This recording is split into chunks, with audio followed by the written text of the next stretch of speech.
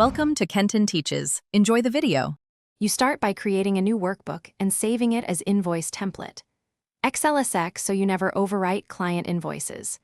Next, define columns for invoice hash, date, bill to, item, QTY, unit dollar, and line total. This makes calculations predictable. Once done, freeze the top row and adjust column width so entries won't wrap. Make sure to format date and dollar columns now.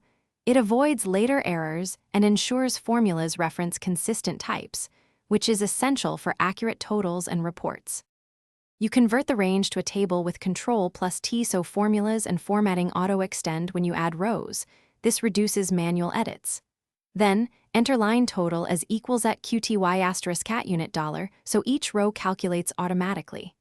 Use SUM for subtotal, then multiply by tax rate, for example, subtotal *0.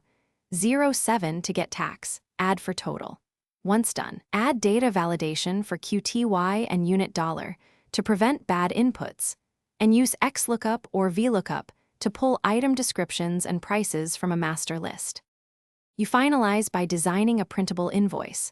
Hide grid lines, add your logo, set the print area, and adjust page breaks so the invoice fits one sheet. Then protect the sheet but allow input in client and item cells.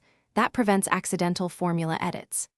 Add a simple macro or quick print button to export to PDF for clients. If numbers don't match, check cell formats, look for circular references, verify formula ranges include the table, and confirm tax or discount cells aren't accidentally left blank. Thanks for watching. Please subscribe if this video was helpful.